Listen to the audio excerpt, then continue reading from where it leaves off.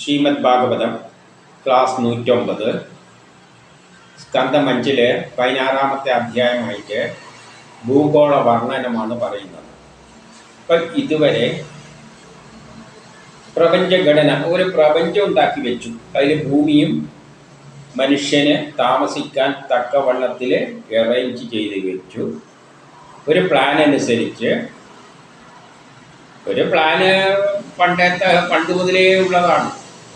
ഭൂമി പ്രപഞ്ചം ഉണ്ടാകും, അതിൽ ഭൂമി ഉണ്ടാകും, ഭൂമിയിൽ ജീവജാലങ്ങൾ ഉണ്ടാകും, പിന്നെ അവർ പുരോഗമിക്കും. ഹൃദയുഗം, ത്രേതായുഗം, ദ്വാപരയുഗം, കലിയുഗത്തിലൂടെ നല്ലൊരു ലോകമായി മാറും. പിന്നെ പൊളിച്ചു കെട്ടും, ആദ്യം ഇങ്ങനെ അങ്ങ് പോയിക്കൊണ്ടിരിക്കുകയാണ്. അപ്പോൾ ആദ്യം ഭൂമി വരെയുള്ളത്, ഭൂമി ഇനി അടുത്ത ജനങ്ങളെല്ലാം ഉണ്ടാകാൻ തക്ക പാകത്തിൽ ആ ശക്തിവിശേഷം ഉണ്ടാക്കി വെച്ചു. അതാണ് അവസാനം പറഞ്ഞു നിർത്തിയത്. ഇനി ആ പ്രപഞ്ചം, അങ്ങനെ ഉണ്ടാവുന്ന പ്രപഞ്ചത്തിൻ്റെ ഘടന ഒന്ന് പറയാൻ ശ്രമിക്കുകയാണ്. അപ്പം ഈ 16-ാമത്തെ അധ്യായത്തിൽ ഭൂഗോള വർണ്ണനമാണ് പറഞ്ഞത്. ഭൂഗോളം എന്ന് പറഞ്ഞാൽ ഭൂമി മാത്രമല്ല, പ്രപഞ്ചത്തിൻ്റെ ഈ 14 ലോകത്തിൻ്റെ ഒരു ഘടനയിൽ വരുന്ന കാര്യമാണ് പറയുന്നത്.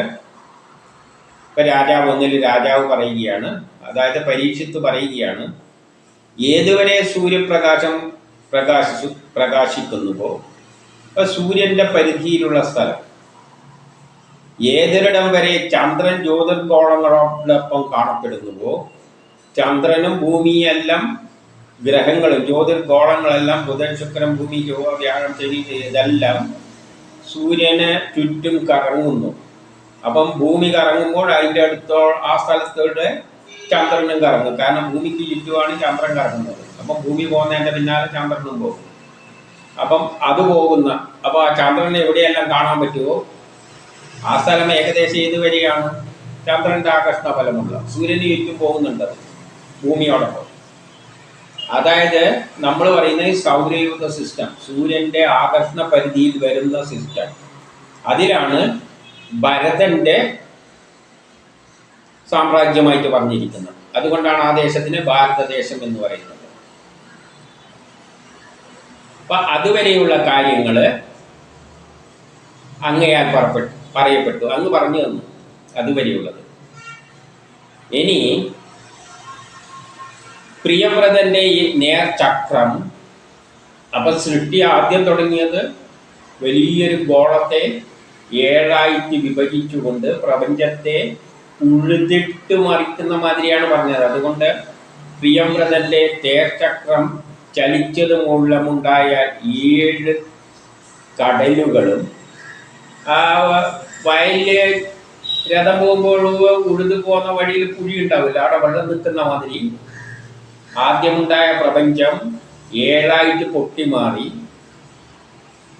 അതാണ് ആദ്യത്തെ ബിഗ് ബാങ്.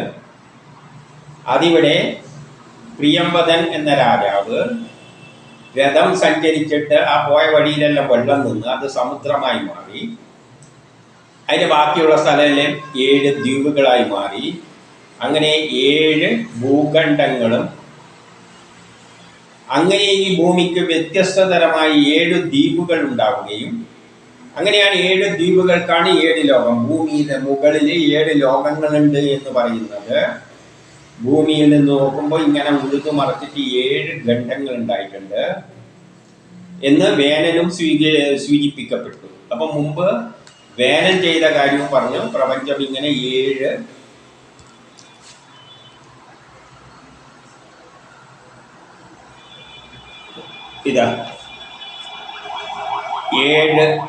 ഗോളങ്ങൾ ഇങ്ങനെ ഒരു വലിയ ഗോളത്തിൻ്റെ അകത്ത് കിടക്കുന്ന മാതിരിയാണ്. നടുവിലൊരു ലോകം, അതിന് ചുറ്റും 6 ഇങ്ങനെ വലിയൊരു ഗോളത്തിൻ്റെ അകത്ത് ഇങ്ങനെ 7 ഗോളങ്ങൾ.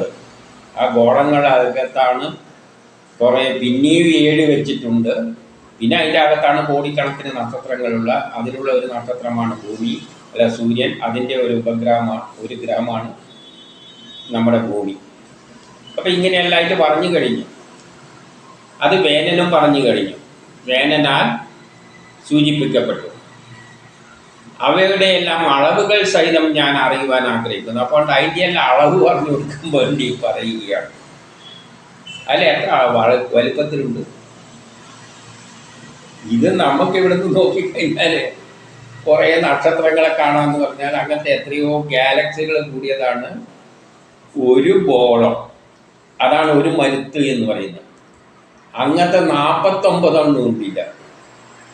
7 ഗോളങ്ങളിലായിട്ട് 7 വെച്ചിട്ട് 49 ഉണ്ട്. അതിൻ്റെ എല്ലാം അളവ് ആര് പോയി നോക്കാനാണ്? അത് പറഞ്ഞു കൊടുക്കാനാണ് പറയുന്നത്. ഇത് ആരാണ് പറഞ്ഞു കൊടുക്കുന്നത്? നമ്മുടെ ഋഷികൾ. ഋഷികൾ എന്ന് പറഞ്ഞാൽ ശാസ്ത്ര ഗവേഷണം നടത്തിയിട്ട് കണ്ടെത്തിയവരാണ്. പ്രളയം നടക്കുമ്പോൾ രക്ഷപ്പെട്ടവരാണ്. അപ്പോൾ അവർ സയന്റിസ്റ്റുകളായിരുന്നു. അവർക്ക് മനസ്സിലാക്കാൻ പറ്റുന്നത് എത്രയാണെന്ന് നമുക്ക് ഊഹിച്ചാൽ മതി. നമ്മളെ ശാസ്ത്രജ്ഞന്മാർക്ക് ഈ പ്രപഞ്ചം മുഴുവൻ എവിടെ മനസ്സിലാകാനാണ്? അതെന്ത് പറയുന്നു ഇവിടെ? ഭഗവാൻ 3 ഭഗവാന്റെ ഗുണാത്മകമായ വിരാട രൂപത്തിൽ ആവേശിക്കപ്പെട്ട മനസ്സ്. അപ്പൊ ഇതിനെയാണ് മഹാഭാരത യുദ്ധത്തിലെല്ലാം വിഷ്ണു വിരാട രൂപമായി കാണിച്ചു കൊടുത്ത്. ഈ ബൃഹത്തായ 7 ലോകവും ആ 7 ലോകത്തിൻ്റെ അകത്ത് 7 വെച്ചിട്ട് അങ്ങനെ 49 മരുത്തുക്കൾ കൂടിയ ആ വലിയ പ്രപഞ്ചത്തെയാണ് ഒരു വിരാട രൂപമായിട്ട് ചിത്രീകരിച്ചിട്ട് പറഞ്ഞു കൊടുത്തത്. അങ്ങനെ പറഞ്ഞു കൊടുത്തത് കൊണ്ട് ആ വിരാട രൂപത്തിൽ ആവേശിക്കപ്പെട്ട മനസ്സ് നമ്മുടെ മനസ്സിലെല്ലാം ഉണ്ട്. അപ്പോൾ ഈ പ്രപഞ്ചം എന്ന് പറഞ്ഞ ഒരു വലിയ വിരാട രൂപമാണ്. അങ്ങനെ കഥരൂപത്തിൽ ചിത്രീകരിച്ച് എല്ലാവരുടെയും മനസ്സിലുണ്ട് ഒരു 7 ലോകം വിരാട രൂപമായിട്ട്. ഗുണരഹിതവും അതിസൂക്ഷ്മവും ആത്മനെ തേജോമയവുമായ വാസുദേവ ശബ്ദത്താൽ അറിയപ്പെടുന്ന, അതിനെ ആ വിരാട രൂപത്തെ വാസുദേവനന്റെ ശബ്ദം എന്നൊരു പേരിലാണ് അറിയപ്പെടുന്നത്. യഥാർത്ഥത്തിൽ അതിനാരാ പേര് കൊടുക്കുക? പ്രപഞ്ചം ഉണ്ടാക്കിയ കക്ഷിയൊന്നും അവിടെ പേരൊന്നും കൊടുത്തിട്ടില്ല. നമ്മളിവിടെ കിടന്നിട്ട് ഊഹിച്ചിട്ട് അതിനൊരു വിരാട രൂപം വാസുദേവൻ എന്നുള്ള പേര് കൊടുത്തതല്ലാതെ അതെന്താണെന്ന് പോലും നമുക്കിത് പൂർണ്ണമായിട്ട് മനസ്സിലായിട്ടില്ല. പക്ഷെ കഥയിലൊരു വിരാട രൂപം വാസുദേവനാണത് എന്നെല്ലാം പറഞ്ഞുകൊണ്ട് വെച്ചിട്ടുണ്ട്. അറിയപ്പെടുന്ന പരബ്രഹ്മസ്വരൂപത്തെ, ആ നിർഗുണമായ ബ്രഹ്മം, അതിൻ്റെ ഒരംശം പ്രപഞ്ചമായി മാറി. ആ പ്രപഞ്ചമായി മാറിയതാണ് വിരാട രൂപം. 14 ലോകങ്ങൾ. അതിന് വാസുദേവൻ എന്ന വിരാട രൂപം എന്ന രീതിയിൽ വാസുദേവൻ എന്നൊരു പേര് കൊടുത്തിരിക്കുന്നു. ഈശ്വരനിൽ മനസ്സ് ആവേശിപ്പിക്കുവാൻ അത് സമർത്ഥമാകും. അതുകൊണ്ട് ആ വിരാട രൂപം ഏകദേശം എങ്ങനെയെല്ലാം ഉള്ളത് എന്ന് മനസ്സിലാക്കാൻ വേണ്ടിയിട്ട് ഇതൊന്നും അറിയുന്നത് കുഴപ്പമില്ല എന്ന് പറയുകയാണ്. അല്ലാതെ ഇതിനെക്കൊണ്ട് വലിയ കാര്യമൊന്നുമില്ല. അറിഞ്ഞത് കൊണ്ട് വലിയ കാര്യമൊന്നുമില്ല. ഈ പൂർണ്ണമായിട്ട് അറിഞ്ഞുകൊണ്ട് വലിയ കാര്യമൊന്നുമില്ല. എന്നാലും വിരാട രൂപം എന്താണെന്നെല്ലാം പറയുമ്പോൾ മനസ്സിലൊരു വാസുദേവനെ പോലെയെല്ലാം സങ്കല്പിച്ച് വെച്ചിട്ടുണ്ടല്ലോ. അതിൻ്റെ ഏകദേശ രൂപമെല്ലാം ഒന്ന് മനസ്സിലറിയുന്നത് കൊള്ളാം, സമർത്ഥമാകും. അതുകൊണ്ട് ഇതിനെ വിസ്തരിച്ച് പറഞ്ഞു തരിക എന്നാണ് പറയുന്നത്. അപ്പം ശുഗം പറയുകയാണ് 4 അല്ലയോ രാജാവേ, സർവേശ്വരൻ്റെ മായാഗുണങ്ങളുടെ മഹിമ മനസ്സുകൊണ്ടോ ദേവന്മാരുടെ ആയുസ്സുണ്ടായാൽ പോലും മനസ്സിലാക്കുവാൻ മനുഷ്യർക്കാവില്ല.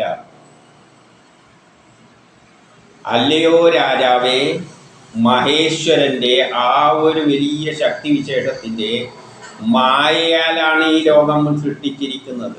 ആ മായയിൽ അടിമ അകപ്പെട്ട് കിടക്കുകയാണ് നമ്മൾ.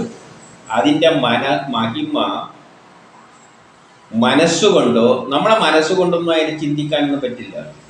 ദേവന്മാരുടെ ആയുസ് ഉണ്ടായാൽ പോലും, ദേവന്മാർക്ക് എത്രയാണ് ആയുസ്? നമ്മൾ വേഗം മരിക്കും. ദേവന്മാരെന്ന് പറഞ്ഞാൽ പ്രപഞ്ചത്തിലുള്ള കല്ലും മണ്ണും എല്ലാം ദേവതകളാണ്. ഈ കല്ലെല്ലാം എത്ര കാലം നിൽക്കും? സൂര്യൻ എത്ര കാലം നിൽക്കും? പ്രപഞ്ചമുള്ള കാലത്തോളം നിൽക്കും. നമുക്കൊന്നും അത്ര ആയുസൊന്നുമില്ല. ദേവന്മാരെന്ന് പറഞ്ഞാൽ പ്രപഞ്ചത്തിലുള്ള കല്ലും മണ്ണും വായു, അഗ്നി, സൂര്യൻ എല്ലാം ദേവതകളാണ്. ബലങ്ങളെല്ലാം ദേവതകളാണ്. എനർജി എല്ലാം ദേവതകളാണ്. അവരെല്ലാം എത്ര കാലമുണ്ട്? ഈ പ്രപഞ്ചമുള്ള വല്ലയുണ്ട്. അത്ര ആയുസ് മനുഷ്യന് കിട്ടിയാലും ഇതൊന്നും കണ്ടെത്താൻ പറ്റില്ല. മനസ്സുകൊണ്ട് മനസ്സിലാക്കാൻ പറ്റില്ല. ഇനി ഈ പ്രപഞ്ചം ഉള്ളിടത്തോളം ആയുസ് ഒരാൾക്ക് തന്നു കഴിഞ്ഞാലും ഇതിനെ മനസ്സിലാക്കാൻ പറ്റില്ല. പിന്നെ ഈ ഋഷികൾക്ക് എങ്ങനെയാണ് മനസ്സിലാവുക? അവർക്കും കാര്യമായിട്ട് മനസ്സിലായിട്ടൊന്നുമില്ല. പക്ഷേ എന്തെല്ലോ അവർ കണ്ടെത്തി വെച്ചിട്ടുണ്ട്. അതുകൊണ്ട് ഭൂഗോളത്തിൻ്റെ വിശേഷം പേരും വടിവും അളവും അടയാളങ്ങളും കാണിച്ചുകൊണ്ട് പറയാം. അതുകൊണ്ട് പേരൊരു പേരെല്ലാം കൊടുത്ത്, പേരെല്ലാം നമ്മളാണ് കൊടുക്കുന്നത്, അല്ലാതെ സൃഷ്ടിയാണത്തെ ആൾ പേരൊന്നും കൊടുത്തിട്ടില്ല. അതിൻ്റെ വടിവ് ഏത് രൂപത്തിലാണ് ഉള്ളത്, അളവെല്ലാം വെച്ചുകൊണ്ട് പറയാൻ ശ്രമിക്കാമെന്ന് പറയുകയാണ്. അപ്പം ഇവിടെ നമ്മൾ മനസ്സിലാക്കേണ്ട ഒരു കാര്യം, ഇത്രയും കാര്യം പറഞ്ഞിട്ടാണ് ഇനിയെല്ലാം പറയാൻ പോകുന്നത്. ഇത് പുരാണ കഥയാണ്. കഥയിൽ പൊടിപ്പും തൊങ്ങലും എല്ലാം വെച്ച് പറയും, അതേപോലെ എടുക്കുക. സയൻസ് പുസ്തകത്തിൽ കൃത്യമായിട്ട് പറയുന്ന മാതിരി പുരാണ കഥകളിൽ പറയില്ല. അവിടെ കുറച്ച് ഭംഗിയിലെല്ലാം കാര്യങ്ങൾ ജനങ്ങളെ ഇഷ്ടപ്പെടുത്താൻ വേണ്ടിയിട്ട് കുറച്ച് വളച്ചു കെട്ടിയെല്ലാം പറയും. ചിലപ്പോൾ ഏച്ചുകൂട്ടിയെല്ലാം പറയും, ഭാവന എന്നെല്ലാം എടുത്ത് പറയും. ഉദാഹരണമായിട്ട് വീണഭൂവിനെ വർണ്ണിച്ച് കണ്ടിട്ടില്ലേ? നീ പണ്ട് ആകാശത്തിലെ നക്ഷത്രമായിരുന്നു, നീ വീട് കിടക്കുന്ന പൂവിനെ. നമ്മൾ അതേപോലെ എടുത്താൽ എന്താ അതിൻ്റെ അർത്ഥം? ആ പൂവ് പണ്ട് ആകാശത്തിലെ നക്ഷത്രമായിട്ട് നിന്നിരുന്നു. അങ്ങനെ ആരും ചിന്തിക്കുമോ? അതായത് അത്രയും ഉന്നത സ്ഥാനത്തിൽ പൂച്ചെടിയിൽ നീ നിന്നിരുന്നു, എത്ര ഭംഗിയിലായിരുന്നു നീ ഉണ്ടായിരുന്നത്, എന്ത് മണം പരത്തിയിട്ടാണ് എന്നൊക്കെ പറഞ്ഞുകൊണ്ടുള്ള അർത്ഥത്തിൽ അതിനെ എടുക്കണം. ഇപ്പോൾ വീട് കിടക്കുകയാണല്ലോ എന്നുള്ള അർത്ഥമേ അതിനുള്ളൂ. ഇപ്പം പുരാണ കഥകളിൽ പറയും ഇങ്ങനെ പറയുള്ളൂ. അതുകൊണ്ട് അതേപോലെയൊന്നും എടുത്തേക്കരുത്. ഇത് മനുഷ്യർക്ക് ദേവൻ ഈ പ്രപഞ്ചം ഉള്ളിടത്തോളം ആയുസ് തന്നാലും ഗവേഷണം കണ്ടെത്തിയിട്ട് കണ്ടെത്താൻ പറ്റില്ല.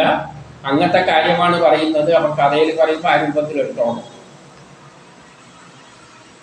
അത് നമുക്കൊരു രസത്തിന് വേണ്ടി അങ്ങനെ പൊടിപ്പും നോക്കലും വെച്ച് പറയുകയാണ്. പക്ഷേ ഏകദേശം ഒരു രൂപം അതിൽ നിന്ന് നമ്മൾ മനസ്സിലാക്കിയെടുക്കുകയും വേണം. ഭൂമണ്ഡലം 5 ഭൂമണ്ഡലമാകുന്ന താമരമുട്ടിൻ്റെ അകത്തുള്ള ദളവലയമായ ഈ ജംബുദ്വീപ്, അപ്പോൾ ഒരു വലിയ മുട്ട് മാതിരിയാണ് ഇതിനെ ചിത്രീകരിച്ചിരിക്കുന്നത്. ഭൂമണ്ഡലം നമ്മളെ സൗരയൂഥ ഒരു കോഴിമുട്ട എൻ്റെ വഴിയാകുന്നുണ്ട്, അല്ല ഭൂമി ഒരു കോഴിമുട്ട എൻ്റെ വഴിയാകുന്നുണ്ട്. സൗരയൂഥ ഏകദേശം ഇങ്ങനെ എലിപ്റ്റിക്കൽ ഓർബിറ്റിലാണ്. അപ്പം ഈ ഭൂമണ്ഡലവും ഏകദേശം ഒരു താമര മുട്ട് മാതിരിയാണുള്ളത്. ഇങ്ങനെ ബോളം മാതിരിയാണ് ഷേപ്പ്, ഏകദേശം രൂപം പറയാണ്.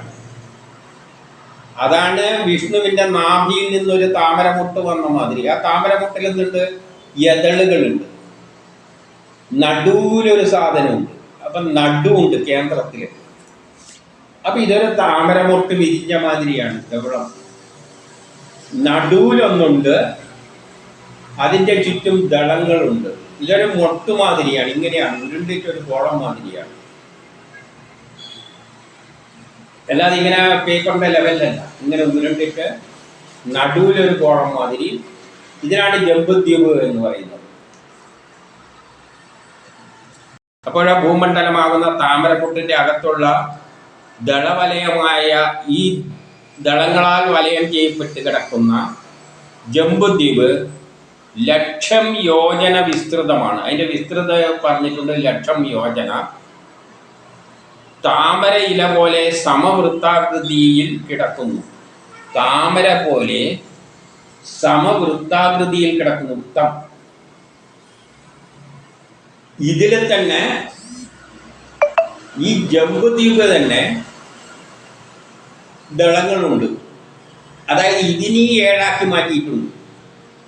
ഈ നടുവിലുള്ളതിനെ ജംബുദ്വീപിൽ തന്നെ താമര വളയം മാതിരി ഇതിന് ദളങ്ങളുണ്ട്.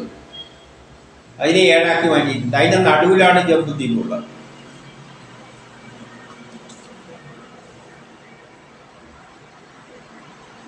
അതിൻ്റെ വിസ്തീർണം പറഞ്ഞു കഴിഞ്ഞു.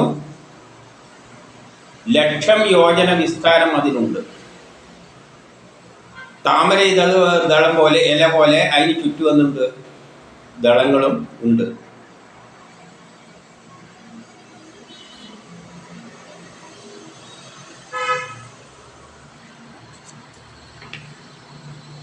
അപ്പൊ ഈ നടുവിലുള്ള ലോകത്തില് നടുവിലുള്ളതാണ് ജംബുദ്വീപ്.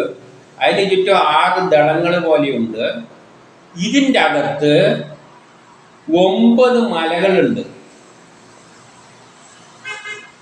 അതിൻ്റെ അകത്ത് തന്നെ 9 മലകളുണ്ട്.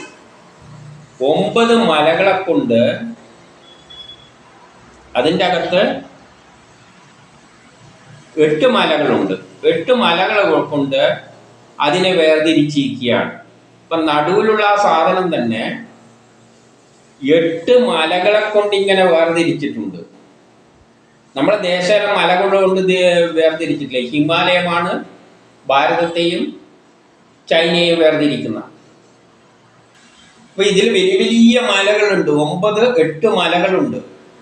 ഈ 8 മലകള് അതിനെ 9 ഭാഗമായിട്ട്, ഇപ്പൊ ഒരു അതില് ഇങ്ങനെയുള്ള ഒരു സ്ഥലത്തിൽ ഒരു മലയാണ് ഉള്ളത് വെച്ചാൽ അപ്പൊ അതിന് എത്രയും മാറും? ഒരു മല 2ആയി മാറ്റും. ഇപ്പൊ 8 മലയുണ്ടെങ്കിൽ 9 കഷ്ണമാക്കി മാറ്റും. അപ്പൊ ആ നടുവിലുള്ള സാധനം തന്നെ 9 മലകള് അതിനെ 9 ഭാഗങ്ങളായിട്ട് തിരിച്ചിട്ട് നേരത്തെ 9 മക്കൾക്ക് കൊടുത്തിട്ടുണ്ട് എന്ന് പറഞ്ഞു വെച്ചിട്ടുണ്ട്.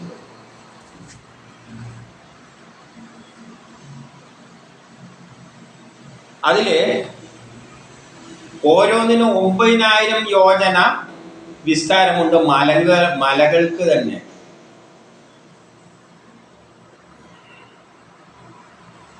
അപ്പോൾ അത് 9 ഖണ്ഡങ്ങളാണ്. 9000 എന്ന് പറഞ്ഞാൽ 9 × 8 72,000. പിന്നെ എത്ര 1,00,000 യോജനയാണ് പറഞ്ഞിരിക്കുന്നത് ആകെ സ്ഥലത്തിൻ്റെ. അതിനെ 9 മലകൾ 9 × 8 72 72,000 ഏറിയുള്ള യോജനയുള്ള മലകളെ കൊണ്ട് 9 ഭാഗങ്ങളായിട്ട് തിരിച്ചുകൊണ്ടാണ് നേരത്തെ 9 മക്കൾക്ക് കൊടുത്തു പറഞ്ഞു വെച്ചത്.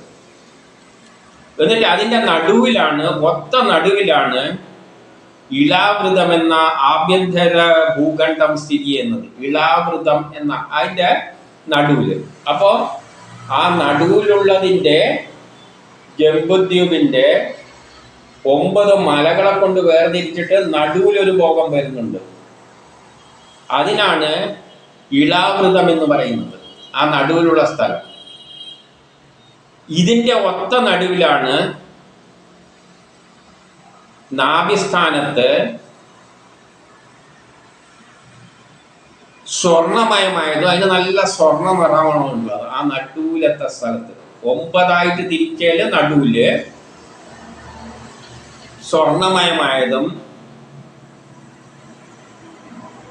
പർവ്വതങ്ങളോട് കൂടിയും, അവിടെയും പർവ്വതങ്ങളെല്ലാം ഉണ്ട്. ആ ഭൂമണ്ഡലം ചെന്താമരയുടെ കർണികയായിട്ട്, ഒരു ചെന്താമരയുടെ കർണിക, ഒരു താമരമാരിയാണെന്ന് പറഞ്ഞല്ലോ, അതിൻ്റെ കർണികയായിട്ട് ഭവിച്ചിരിക്കുന്നു.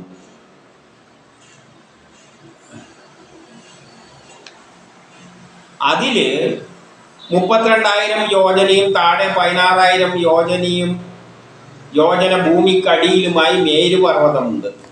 അതിലാണ്, ആ നടുവില് കേന്ദ്രമാക്കിയിട്ടാണ് മേരുപർവ്വതം സ്ഥിതി ചെയ്യുന്നത്. അപ്പോൾ ആ നടുവിലുള്ള ലോകത്തില്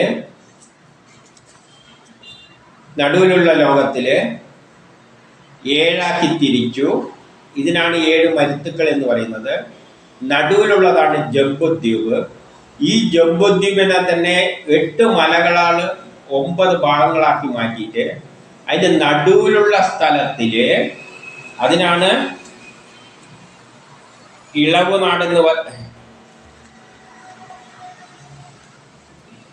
ഇളാവുതം എന്ന് പറയുന്ന ആഭ്യന്തര ഭൂമണ്ഡലം. അതിൻ്റെ നടുവിലാണ് മേരുപർവ്വതം കിടക്കുന്നത്.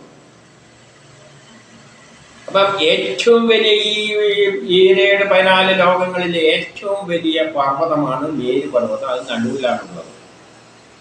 അതിന് 32,000 യോജന മുകളിലും ഭൂമിക്ക് താഴെയായിട്ട് 16,000 യോജനയും കൂടിയ മേരുപർവ്വതം സ്ഥിതി ചെയ്യുന്നു.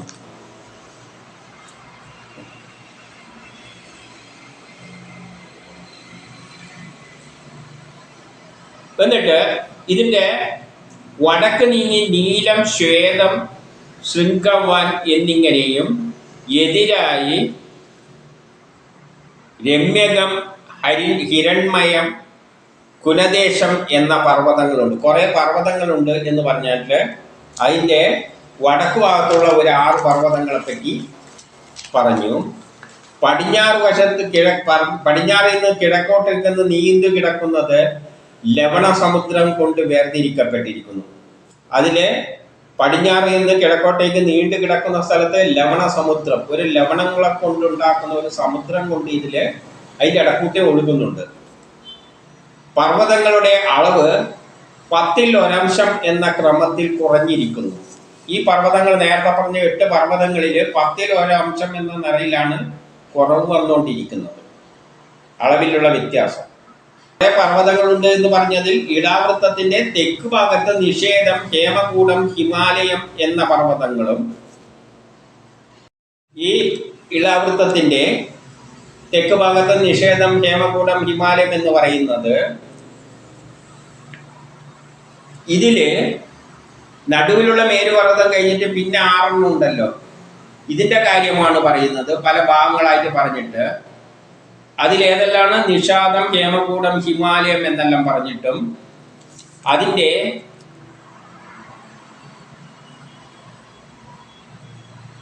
കിഴക്കായിട്ട് ഹരിവർഷം, കിംപുരുഷം, ഭാരതം എന്നീ ഖണ്ഡങ്ങളും ഉണ്ട് എന്ന് പറയാണ്.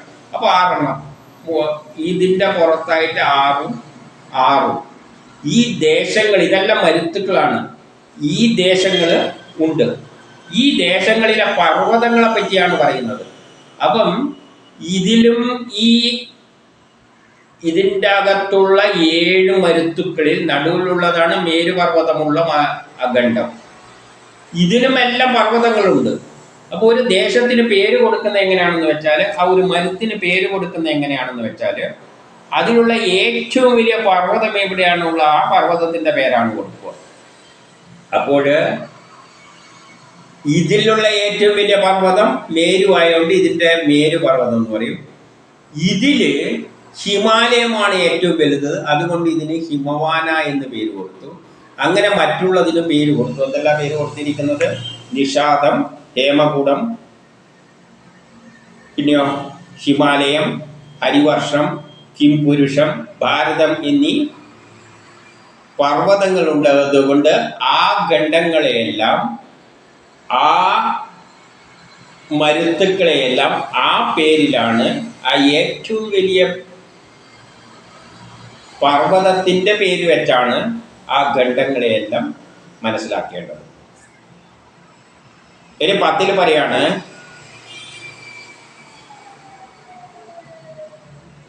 അപ്രകാരം തന്നെ ഇളാവൃത്തത്തിൽ പടിഞ്ഞാറും കിഴക്കും ഭാഗങ്ങളിൽ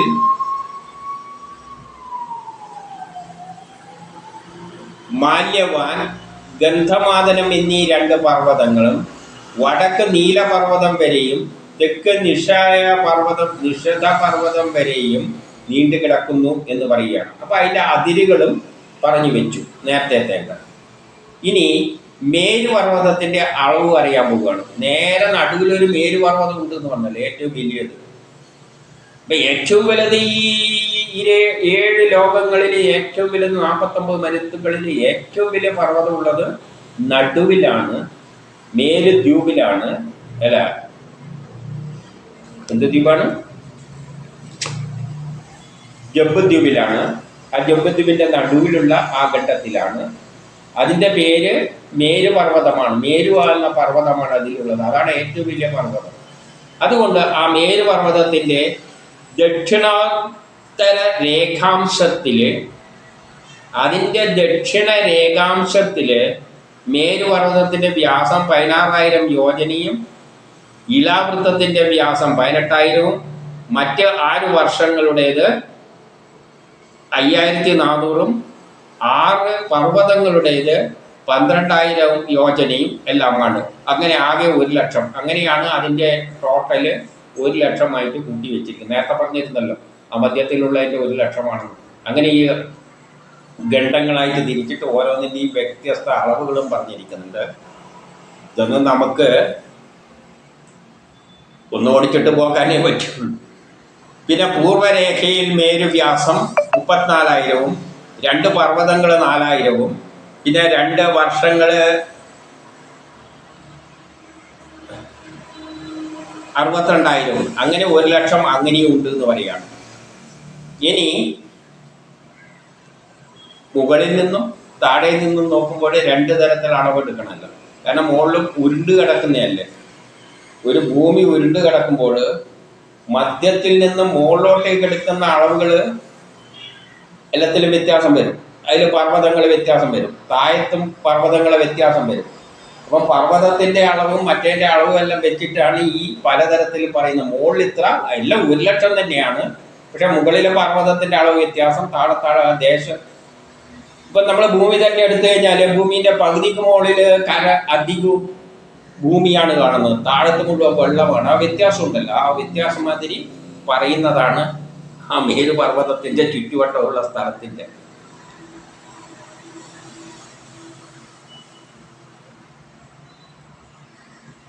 എന്നിട്ട് പറയുന്ന 11 എന്നിട്ട് ഈ മേരുപർവ്വതത്തിൻ്റെ ചുറ്റും കുറച്ച് അപ്പുറം പാർശ്വമായിട്ട് ഈ മേരുപർവ്വതത്തിൻ്റെ ഒരു പർവ്വതം ഉണ്ടെങ്കിൽ അതിൻ്റെ ചുറ്റും ചെറിയ ചെറിയ മലകൾ ഉണ്ടാവില്ല. അതിൻ്റെ പാർശ്വങ്ങളിൽ അതിനെ സപ്പോർട്ട് ചെയ്ത് നിൽക്കുമ്പോൾ നടുവിലൊരു മല, അതിൻ്റെ ഇപ്പുറവും ചെറിയ ചെറിയ ഉണ്ടാവില്ല, ഇങ്ങനെ ചുറ്റുമായിട്ട്. ഈ മേരുപർവ്വതത്തിൻ്റെ ചുറ്റും മയൂരം, മന്ദരം, മേരുമന്ദരം, സുപാർശ്വം, കുതുമം എന്നീ പേരുകൾ, കുമുദം എന്നീ പേരുകളുള്ള താങ്ങുമലകൾ മേരുവിന് 4 വശമുണ്ട്. ആ മേരുപർവ്വതത്തിൻ്റെ 4 വശവും ചെറിയ 4 മലകൾ ഉണ്ട്. ഈ 4 പർവ്വതങ്ങളിലെ ആ 4 പർവ്വതങ്ങളിലെ ഏതാണ് 12 പറയുകയാണ് ഏത് മരങ്ങളാണ് നിൽക്കുന്നത്. അപ്പം മേരുപർവ്വതത്തിൻ്റെ ചുറ്റും 4 ചെറിയ മലകളുണ്ട്. ആ മലയിൽ എന്താ ചെടി വളർന്നു കിടക്കുന്നതെന്ന് ചോദിച്ചു കഴിഞ്ഞാൽ ഒന്നിലെ മാവ്, ഒന്നിലെ ഞാവല്, ഒന്നിലെ കടപ്പ്, ഒന്നിലെ ആല് എന്നിലെ 4 വൃക്ഷങ്ങൾ 1100 യോജന ഉയരമുള്ള, അത്രയും യോജന ശാഖയോടുകൂടിയ, അത്രയും ശാഖയോടും 100 യോജന വ്യാപ്തിയോടും കൂടി നിൽക്കുന്നു. അപ്പം വലിയ ഉയരത്തിൽ 1100 യോജന ഉയരവും അത്രയും ശാഖയോടും എല്ലാം കൂടിയിട്ട് 100 യോജന വ്യാപ്തിയോട് കൂടിയിട്ട് ശാഖയോടുകൂടി നിൽക്കുന്ന വലിയ മരങ്ങളുണ്ട് എന്ന് പറഞ്ഞാൽ ഈ ചെറിയ മലേൻ്റെ മേലെ ഓരോന്നിലുള്ള മരത്തിൻ്റെ പേരും പറഞ്ഞിരിക്കുന്നു. ഇതെല്ലാം മരങ്ങളെ പേരും പറഞ്ഞിരിക്കുക. ആല്, മാവ്, ഞാവല്, ഇതെല്ലാം അവര് മനുഷ്യൻ ഏറ്റവും പുരോഗമിക്കുമ്പോൾ ആ ഒരു മേരുപർവ്വതത്തിൻ്റെ അളവ് കാണാൻ ശ്രമിക്കുമ്പോൾ എന്തെങ്കിലും ഉപകരണം വെച്ചല്ലേ നോക്കാൻ പറ്റുള്ളൂ. അപ്പോൾ അവർക്ക് ഫീല് ചെയ്യുന്ന തരത്തിൽ മരങ്ങളായിട്ട് ചിത്രീകരിച്ചതായിട്ട് കാണണം. അല്ലാതെ അവിടെ പോയി നോക്കാനുള്ള സാഹചര്യമൊന്നുമില്ല. നമ്മളിപ്പോൾ ചന്ദ്രന് ഇവിടെ നിന്ന് നോക്കുമ്പോൾ ചന്ദ്രനിൽ നോക്കുമ്പോൾ നമ്മൾ ചെറിയ കുഴിയെല്ലാം കാണുമ്പോൾ നമുക്കതൊരു ചില ജീവിയാണോ എന്നെല്ലാം തോന്നും, എന്തെങ്കിലും തോന്നും. ഒരു കുഴിയെല്ലാം ഉണ്ടെങ്കിൽ ഒരു ഷീല് കാണുന്നിടത്ത് ഒരു അമ്മയും കുട്ടീനെയും പോലെയെല്ലാം ചിലപ്പം തോന്നിയെന്ന് വരും. അമ്മയും കുട്ടി ഇരിക്കുന്ന മാതിരിയല്ല. അപ്പോൾ അത് അവർ അമ്മയും കുട്ടിയാണ് ഇരിക്കുന്നുണ്ട് എന്ന് നമ്മൾ കവികൾ ചിലപ്പം പറഞ്ഞിരിക്കും. അതേപോലെ ഇവർ പർവ്വതങ്ങളെല്ലാം കണ്ടിട്ടുണ്ട്. പർവ്വതത്തിൽ വലിയ മരം ഒളിച്ചു കിടക്കുന്ന മാതിരി തോന്നിയിട്ടുണ്ട്. ചിലപ്പം കുറേ ചെടികൾ കൂടിയിട്ട് വരും, വലിയ മരം മാതിരി തോന്നുന്നതാകാം. അതാണ് കഥയിൽ വരുമ്പോൾ അതേപോലെ നമ്മൾ എടുത്തുകൂടാ. അവർ ഭാവനയിൽ അവർ വ്യാഖ്യാനിക്കുന്നതാണ്. ആദ്യം തന്നെ പറഞ്ഞിട്ട് മനുഷ്യന് ഈ പ്രപഞ്ചത്തിൻ്റെ ആയുസ് തന്നാലും ഇതെല്ലാം പോയി കണ്ടെത്തുവാൻ നടക്കുന്ന കാര്യമൊന്നുമില്ല എന്ന് പറഞ്ഞു വെച്ചിട്ടുണ്ട്. അപ്പം കഥയാകുമ്പോൾ പൊടിപ്പും തൊങ്ങലും എല്ലാം വെച്ചിട്ട് അവർക്ക് കാണുന്നതിന് ഒരു വ്യാഖ്യാനം നടത്തിക്കൊണ്ട് കഥരൂപത്തിൽ കവിഭാവനയിൽ എഴുതുന്നതായിട്ട് കണ്ടാൽ മതി. പക്ഷെ ഇങ്ങനെ എന്തെല്ലാം അവിടെ ഉണ്ട്. എന്നിട്ടോ 13 ഭാരതശ്രേഷ്ഠനായ രാജാവെ കൊണ്ട് പരീക്ഷത്തോട് പറയുകയാണ്, ആ 4 പർവ്വതങ്ങളിലും യഥാക്രമം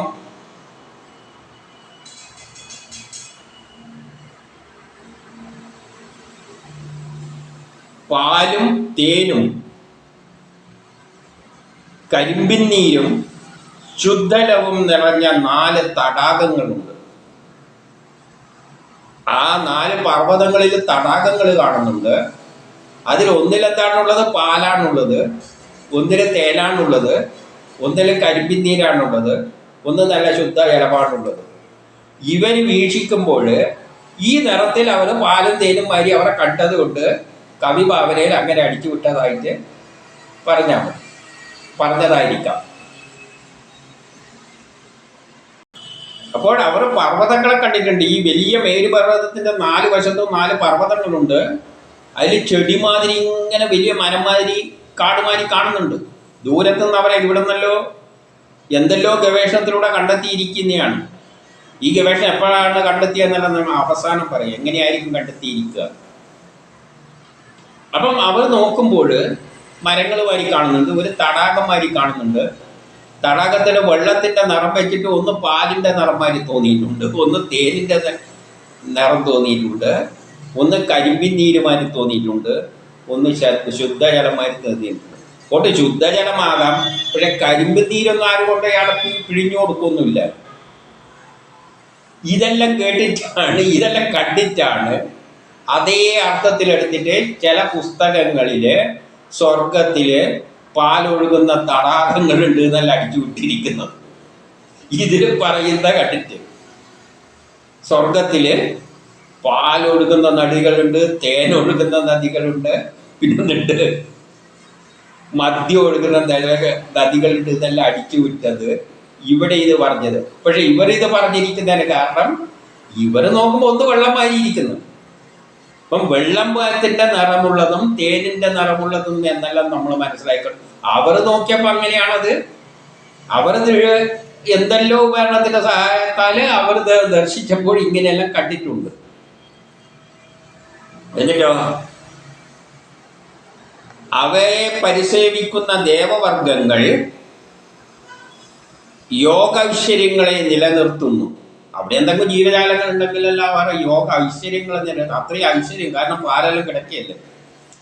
ഇനി 14 നന്ദനം ചൈത്രരഥം ദൗജകം സർവഭദ്രം.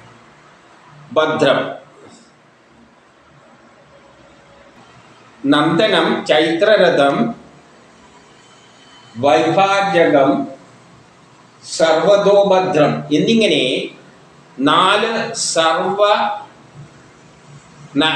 പ്രധാനപ്പെട്ട ഉദ്യാനങ്ങളും അതിൽ യഥാക്രമം സ്ഥിതി ചെയ്യുന്നു. ഓരോന്നിലും ചില പൂന്തോട്ടംമാരിയുള്ള സ്ഥലങ്ങളും കാണുന്നുണ്ട്.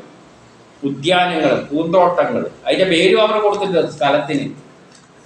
നമ്മളിപ്പോൾ ചന്ദ്രനിൽ നോക്കിക്കഴിഞ്ഞാൽ കറുത്തിട്ട് കുഴിമാരിയുള്ള കാണാം, വേറെ ചില കുന്നുമാരിയുള്ള എല്ലാം കാണാം, ചിലപ്പോൾ പൂന്തോട്ടംമാരിയുള്ള സ്ഥലമെല്ലാം നമുക്ക് ഭാവനയിൽ കാണാം.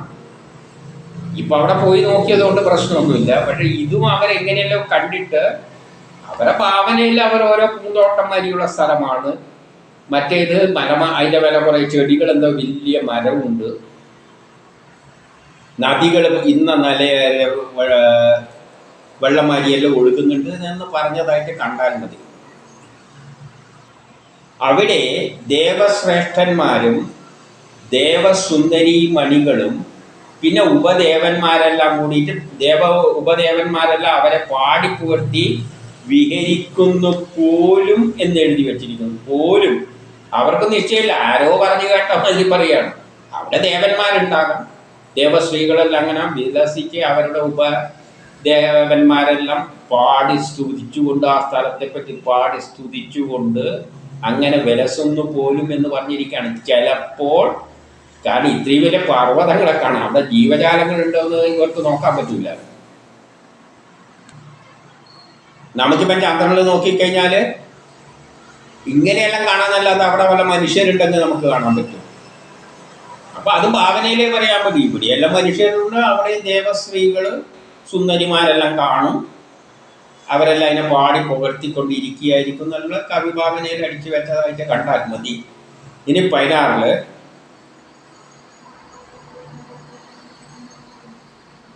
ഇനി മന്ദരപർവ്വതത്തിന്റെ മേൽപ്പരപ്പിൽ 1600 യോജന ഉയരമുള്ള ദേവചുരു വൃക്ഷമുണ്ട്.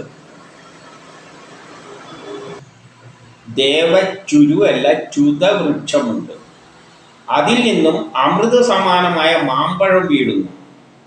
അപ്പൊ മേരുപർവ്വതത്തിന്റെ, ഇത് അതിന്റെ ചുറ്റുമുള്ളതല്ലേ. ഇനി മേരുപർവ്വതത്തിന്റെ മേലെ എന്താണെന്ന് വെച്ചാൽ അതിൻ്റെ അകത്ത് ദേവച്യുത എന്നൊരു വൃക്ഷമുണ്ട്. അതിൽ നിന്ന് മാമ്പഴം ഇങ്ങനെ വീണുകൊണ്ടിരിക്കുക, വലിയ മരമാണ്. അപ്പൊ അവിടെ ഒരു മരമാരിയെല്ലാം തോന്നിയിട്ടുണ്ട്, മാമുമാരിയെല്ലാം തോന്നിയിട്ടുണ്ട് അതിന്. അതുകൊണ്ടാണ് അതിൽ നിന്ന് മാങ്ങ ഇങ്ങനെ വീണുകൊണ്ടിരിക്കുന്നു പറയുന്നത്. എന്നിട്ട് വളരെ ഉയരമുള്ള, എത്രയാ, 1100 യോജന ഉയരമുള്ളയാണ്. അതിൽ നിന്ന് മാങ്ങ വീണാൽ എന്തായിരിക്കും അവസ്ഥ? വീണ് ചതഞ്ഞ മാങ്ങയുടെ അതിമധുരവും അതിൻ്റെ അരുണ നിറവും ചേർന്ന ചാറിനാൽ ഒഴുകുന്ന അരുണോഭ നദിയുമുണ്ട്. അപ്പൊ അത്രയും വലിയ മാവിൽ നിന്നും മാങ്ങകൾ ഇങ്ങനെ വീഴുമ്പം തന്നെ ചതഞ്ഞു പോകും.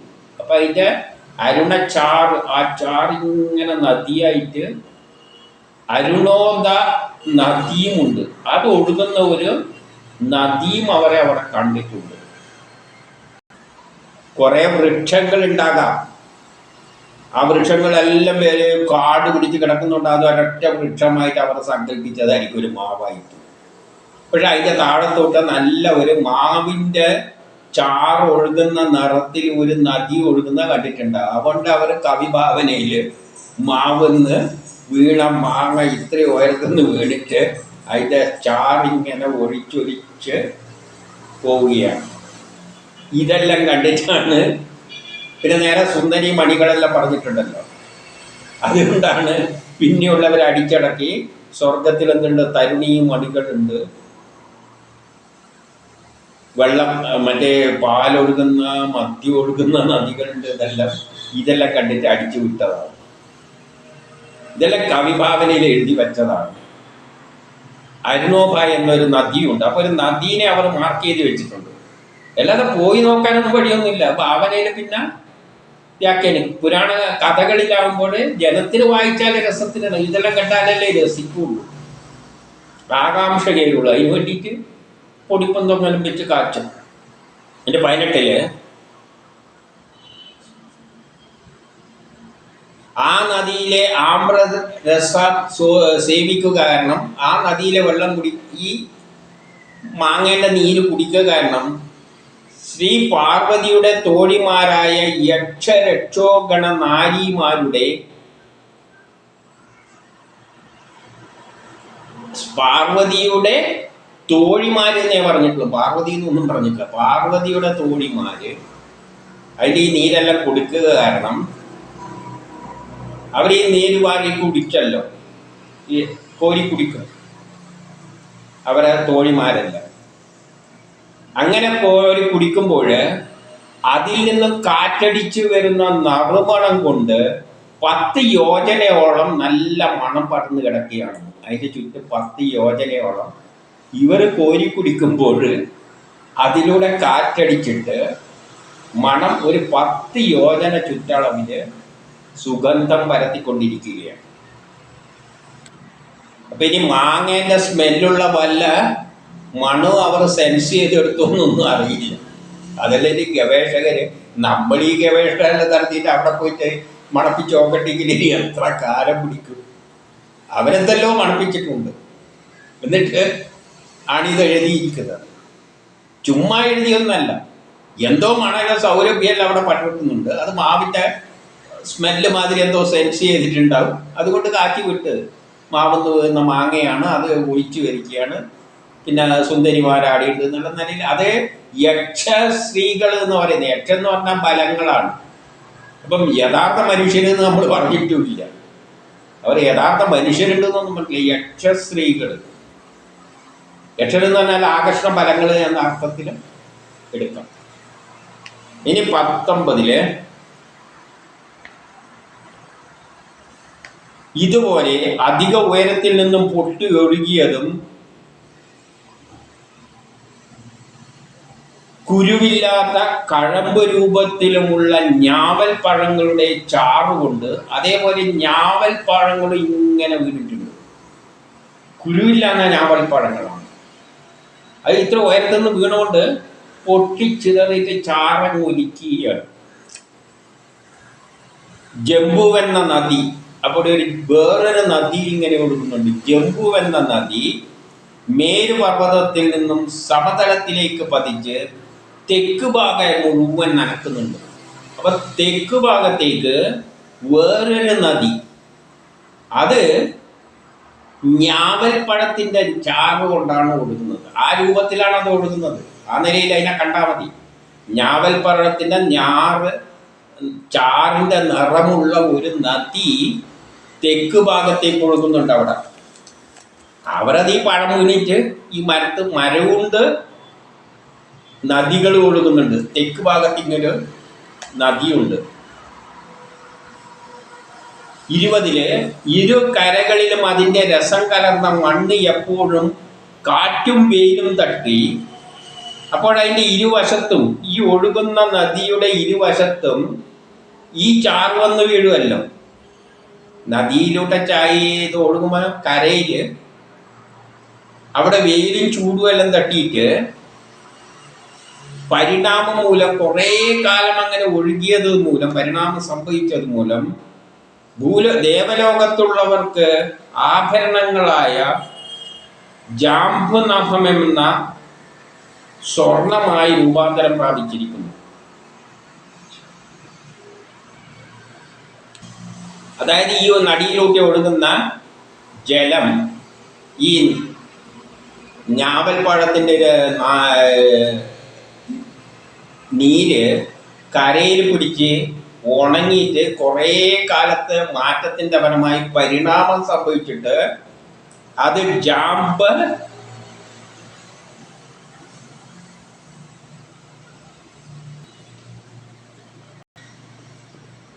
ജാംബൂനഭം എന്ന സ്വർണമായി പരിവർത്തനം ചെയ്തിരിക്കുന്നു. അവിടുത്തെ ദേവലോകത്ത് താമസിക്കുന്നവർക്കെല്ലാം വേണ്ടിയിട്ട്, അണിയാൻ വേണ്ടിയിട്ട്. അപ്പൊ അതിൻ്റെ കരയിൽ ഒരു സ്വർണമയമായ മണ്ണായിരിക്കാം അവർ കണ്ടിരിക്കുന്നത്. ഒരു പ്രത്യേകതരം സ്വർണമയമായ മണ്ണ് അവിടെ രൂപാന്തരം പ്രാപിച്ച് കിടക്കുന്നുണ്ട് ഈ നദിയുടെ കരയിൽ. അതുകൊണ്ട് അയാളെന്ത് പറഞ്ഞു? അത് അവിടുത്തെ ദേവന്മാർക്ക് സ്വർണമായി മാറിയിരിക്കുകയാണെന്ന് പറഞ്ഞിരിക്കുകയാണ്. 21 പറയാണ്, ദേവാദികൾ അവരുടെ തരുണിമാരോടുകൂടി, ദേവതകൾ എന്നേ പറയുന്നുള്ളൂ, ദേവതകൾ മനുഷ്യരുമായി എന്നല്ല. അവിടെ പോയാൽ കാണണമെന്നുള്ള, ദേവന്മാരെ കാണാൻ പറ്റില്ല. അപ്പൊ അവരുടെ തരുണിമണികളാണെങ്കിൽ കാണാനൊന്നും പറ്റില്ല. അവർ പറയുന്നതിലും ശ്രദ്ധിച്ചിട്ടേ പറയുന്നുള്ളൂ. ദേവതകൾ എന്ന് പറഞ്ഞാൽ അവിടെയുള്ള ഏത് ശക്തിയാകാം, അത് ബലങ്ങളാകാം. ബലങ്ങളെയെല്ലാം ദേവതകൾ എന്ന് പറയാം. വെറും വെള്ളത്തെ തന്നെ ദേവത എന്ന് പറയാം. മണ്ണിനെ ദേവത എന്ന് പറയാം. മണ്ണിൻ്റെ ഭാര്യയായിട്ട് ജലത്തെ ദേവത എന്ന് പറയാം. നാരിമാണികൾ എന്ന് പറയാം. ദേവസ്ത്രീകൾ എന്ന് പറയാം. മനുഷ്യരെന്ന് പറഞ്ഞാൽ അല്ലല്ലേ അതേമാതിരിയുള്ള കാണേണ്ട ആവശ്യമുള്ളൂ. അപ്പം ദേവത എന്ന വാക്ക് ഉപയോഗിക്കുന്നതിന് കുഴപ്പമൊന്നുമില്ല. അവിടെ മണ്ണും ജലവും, അപ്പം പുരുഷനും സ്ത്രീരൂപവും അത്തരത്തിൽ ദേവതകളായിട്ടും കാണാം. ദേവതകൾ അവരുടെ തരുണിമാരോടുകൂടി കിരീടം, വള, അരഞ്ഞാൺ മുതലായ ആഭരണങ്ങളോടെ അലങ്കൃതമായിട്ട് കണ്ടേക്കാം എന്നെല്ലാം അവിടെ വെച്ച് കാച്ചുകയാണ്. ഇനി 22 അതിൽ മുളച്ചു നിൽക്കുന്ന മഹാകടമ്പ് എന്ന വൃക്ഷത്തിൻ്റെ വേറൊരു വൃക്ഷം അതിൻ്റെ മേലെയുണ്ട്. ഈ മേരുപർവ്വതത്തിൻ്റെ അതിൻ്റെ മേലെയുള്ള മഹാകടമ്പ് വൃക്ഷത്തിൻ്റെ പൊത്തിൽ നിന്നൊഴുകുന്ന 5 തേനരുവികൾ അവിടെ പ്രവഹിച്ചുകൊണ്ട് പടിഞ്ഞാറ് വശത്തേക്ക് ഒഴുകുന്നുണ്ട്. അപ്പൊ ആ മേരുപർവ്വതത്തിൻ്റെ പടിഞ്ഞാറ് വശത്തേക്ക് 5 തേനരുവികൾ ഒഴുകി വരുന്നുണ്ട്. അത് ഏതെന്നാ വരുന്നതെന്ന് വെച്ചാൽ വലിയൊരു കടമ്പ് വൃക്ഷത്തിൻ്റെ പൊത്തിൽ നിന്ന് ഉറങ്ങി വരുന്ന മാതിരി. അവർക്ക് അങ്ങനെയാണ് ഫീൽ ചെയ്തത്. വലിയൊരു കാട് വരെയുള്ള മരമാരിയുണ്ട്. ആ മരത്തിൻ്റെ പൊത്തുനിന്ന് ദൂരത്തുനിന്ന് നമ്മളിപ്പോൾ ഹിമാലയത്തിൻ്റെ മുകളിൽ നിന്ന് വെള്ളം ഒഴുകുമ്പോൾ എന്താണ്, വലിയ ചെടികൾ കിടക്കുന്ന വെള്ളം ഇങ്ങനെ ആ ചെടിയിൽ നിന്ന് വരുന്ന മാതിരിയെ നമുക്ക് പോകുള്ളൂ. അടുത്ത് പോയി നോക്കിയാലേ അവിടെ അരുവിയെല്ലാം കാണാൻ പറ്റുള്ളൂ. ദൂരത്തുനിന്ന് ഒരു കാടുണ്ട്, ആ കാട്ടിൻ്റെ ചെടിയിൽ കിടക്കുന്നു ഇലയിൽ കിടക്കുന്ന ഇങ്ങനെ വെള്ളം വരുന്ന മാതിരിയല്ലേ പറയാൻ പറ്റുള്ളൂ. ഇവർക്കും അങ്ങനെ എന്തെല്ലോ കണ്ടിട്ടുണ്ട്. എന്നിട്ട് പറയാണ്, വലിയൊരു കടമ്പ് വൃക്ഷത്തിൻ്റെ മുകളിൽ നിന്ന് അതിൻ്റെ പൊത്തിൽ നിന്ന് 5 തേനരുവികൾ ഇങ്ങനെ പ്രവഹിച്ചുകൊണ്ട് പോകുന്നുണ്ട്. ഇനി 23-ൽ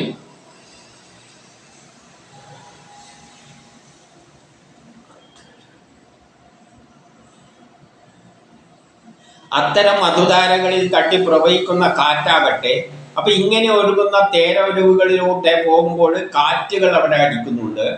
ആ കാറ്റിനാൽ അവയുടെ ഗന്ധം 100 യോജന സ്ഥലം വ്യാപിച്ചിരിക്കുന്നു. ഈ തേനരുവികളിൽ തട്ടിയിട്ട് അടിച്ചിരിക്കുന്ന കാറ്റിനെ കൊണ്ട് ഇതിന്റെ സുഗന്ധം എന്തായിരിക്കുന്നുണ്ട്, ഒരു 100 യോജന മണവും അവർ സ്മെല്ല് ചെയ്ത് മനസ്സിലാക്കി വെച്ചിട്ടുണ്ട്. ഏത് ഈ ശാസ്ത്രജ്ഞന്മാർ പണ്ടുള്ള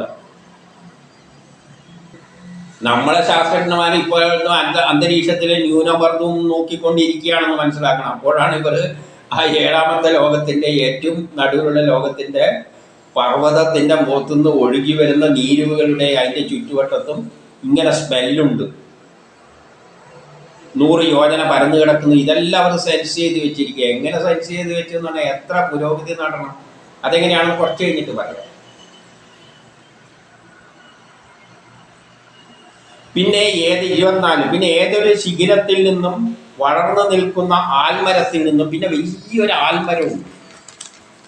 അപ്പൊ അവിടെ കാണുന്ന മരം വേറൊരു സ്ഥാനത്ത് ഒരു കുന്നുമ്മൽ കാണുന്ന ആ കുന്നിന്റെ ഒരു ഭാഗത്ത് വലിയൊരു ആൽമരത്തിന്റെ ഷേപ്പിൽ എന്തോന്ന് കണ്ടിട്ട് അതുകൊണ്ട് ആൽമരം, ആ ചെടികളെല്ലാം ആൽമരമായിട്ട് ചിത്രീകരിച്ചിട്ടുണ്ട്.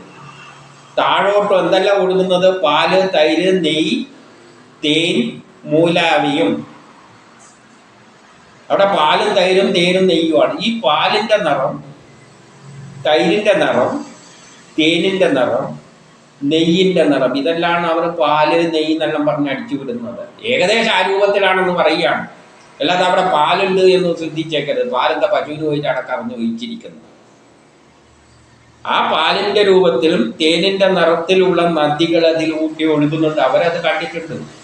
അവർക്ക് ആ രൂപത്തിൽ നമുക്ക് മനസ്സിലാകാൻ പറ്റും പാല് മാതിരിയുള്ള തേന് മാതിരിയുള്ളതെന്ന് വെച്ച് പറഞ്ഞു എന്നല്ലാതെ അവിടെ പോയ പാലൊന്നും ഇല്ല ഉള്ളതായിട്ടൊന്നും ധരിക്കരുത്. കാരണം പുരാണ കഥകളിലാണ് ഓരോന്നിനെ കാണുന്ന ആ രൂപത്തിൽ അങ്ങ് അടിച്ചു വിടുന്നു. പിന്നെ എന്തുണ്ട്, വസ്ത്രം, മെത്ത, ഇരിപ്പിടം, അലങ്കാരം മുതലായവയും ആ പർവ്വതത്തിന്റെ വടക്ക് ഭാഗത്ത് ഉപയോഗപ്രദമാകുന്നു. അവിടെ മെത്തമാരിയുള്ള കാണുന്നുണ്ട്, വസ്ത്രംമാരിയുള്ള കാണുന്നുണ്ട്, ഇരിപ്പിടംമാരിയുള്ളത് കാണുന്നുണ്ട്, അലങ്കാരങ്ങൾ പലതും കാണുന്നുണ്ട്. അതെല്ലാം അവരെ ആ രൂപത്തിൽ ഇരിപ്പിടംമാരിയുള്ള അവിടെ കാണുന്നുണ്ട്, മെത്തമാരിയുള്ള കിടക്കമാരിയുള്ള സ്ഥലങ്ങൾ കാണുന്നുണ്ട്, വസ്ത്രംമാരിയുള്ള എന്തെല്ലോ കാണുന്നുണ്ട്, പല അലങ്കാരങ്ങൾ മൂലാവി എല്ലാ പർവ്വതത്തിൻ്റെ വടക്ക് ഭാഗത്ത് ഉപയോഗപ്രദമായിട്ട് അവിടെ മനുഷ്യരുണ്ടോ എന്ന് സംശയിക്കത്തക്ക നിലയിലുള്ള പലതും വടക്ക് ഭാഗത്ത് അവർ കണ്ടിരിക്കുന്നു. അതാണ് നമ്മൾ മനസ്സിലാക്കേണ്ടത്. ആ വടക്ക് ഭാഗത്ത് മനുഷ്യവാസമുണ്ടോ എന്ന് അവർക്ക് സംശയം തോന്നത്തക്കവണ്ണമുള്ള എന്തെല്ലാമോ അവർ ദൃശ്യങ്ങൾ അവിടെ കാണുന്നുണ്ട്.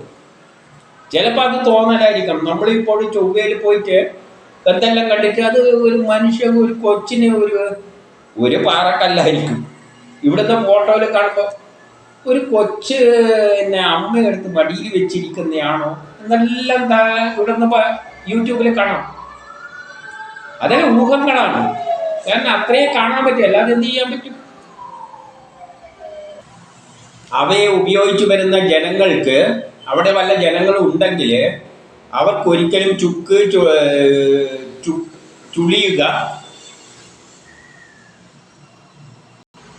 ചുക്കിച്ചുളിയുക, തളർച്ച, നരക്കല്, വിയർപ്പ്, നാറ്റം, പിന്നെ രോഗം, മരണം, തണുപ്പ്, ചൂട്, പീഡകൾ മൂലായ ഒന്നും സംഭവിക്കുന്നില്ല. അപ്പോൾ ഒരു കാര്യം അവിടെ മനസ്സിലാക്കാം, അവിടെ മനുഷ്യരില്ല. അവിടെ എത്തിക്കഴിഞ്ഞാൽ മനുഷ്യന് താമസിക്കാൻ പറ്റുന്ന സ്ഥലമല്ല. അപ്പം മരണമൊന്നുമില്ല, ജീവിച്ചിരിക്കുന്ന കാലത്തോളം സുഖം തന്നെ, മരണമില്ല മറ്റേ ഇല്ല എന്നെല്ലാം പറയുമ്പോൾ ലോകം നിലനിൽക്കുന്ന കാലത്തോളം നിലനിൽക്കും.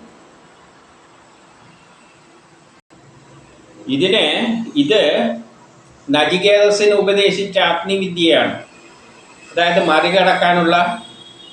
മരണത്തെ മറികടക്കാനുള്ള വിദ്യ. പിന്നെ പ്രായം കൂടുതലോ ഒന്നുമില്ല എന്നുള്ളത്. അപ്പോൾ എവിടെയാണ് അത്? സൂര്യൻ്റെ ഭ്രമണപഥത്തിന് അപ്പുറം പോകുമ്പോഴാണ്. അല്ല, സൂര്യൻ്റെ ആകർഷണ ബലത്തിനപ്പുറം. അവിടെ ശൂന്യമായ സ്ഥലമാണ്. അവിടെ എന്തില്ല? ശരീരം ദ്രവിക്കില്ല, ഒന്നുമില്ല. ശരീരത്തിൻ്റെ പ്രവർത്തനങ്ങൾ നിൽക്കും. അപ്പം അങ്ങനെ മനുഷ്യർക്ക് ജീവിക്കാൻ പറ്റാത്ത ഒരു സ്ഥലമാണ് അവിടെ.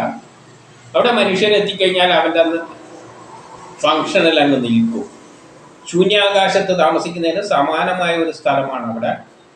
അവിടെ മനുഷ്യൻ വളർച്ചയിലൊന്നുമില്ലാതെ അങ്ങനെ ഇന്നത്തെ നിലയിൽ ഒരു പ്രതിമ കണക്കെ ആയിപ്പോകും. അങ്ങനത്തെ ഒരു സ്ഥലമായിട്ട് അതിനെ കാണുന്നു. ഇനി 26 മഹാമേരു പർവ്വതത്തിൻ്റെ പിന്നെ ചുറ്റുവട്ടത്തുമായിട്ട് ചെറിയ ചെറിയ കുരരം മുതലായ ഒരു 20 എണ്ണത്തിൻ്റെ പേര് പറഞ്ഞിട്ടുണ്ട്. ഒരു 20 പർവ്വതങ്ങൾ അതിൻ്റെ ചുറ്റും ഇങ്ങനെ പടർന്നു കിടക്കുന്നുണ്ട്. അവിടെയായിട്ട് ഉണ്ട്. 4 പാടും ഉണ്ട്. 20ഓളം ആ ഘടനയാണ് പറയുന്നത് അവിടുത്തെ. ഇനി 27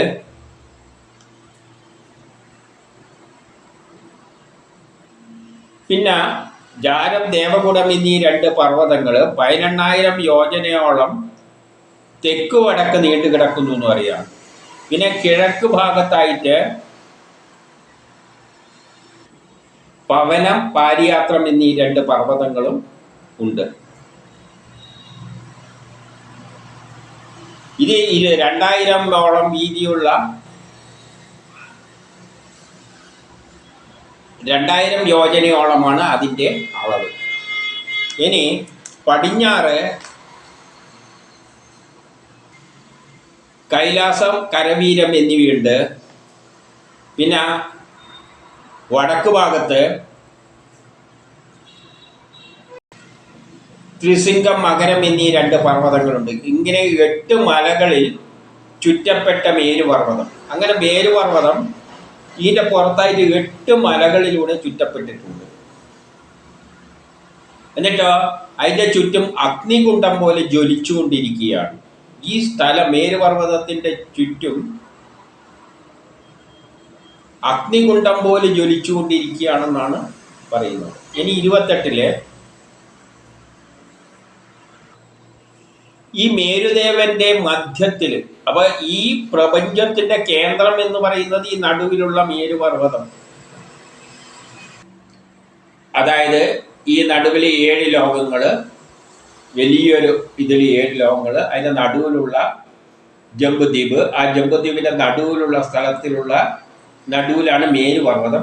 ആ മേരുപർവ്വതം അതിന്റെ കേന്ദ്രം, അതായത് ഈ പ്രപഞ്ചത്തിന്റെ കേന്ദ്രത്തിന്റെ പർവ്വതത്തിന്റെ മുകളിലായിട്ട് മധ്യഭാഗത്താണ് ബ്രഹ്മദേവന്റെ പുരി, ബ്രഹ്മാവിന്റെ പുരി. സൃഷ്ടികർത്താവ് അത് കേന്ദ്രമാക്കിക്കൊണ്ടാണ് സൃഷ്ടി നടത്തിയിരിക്കുന്നത്.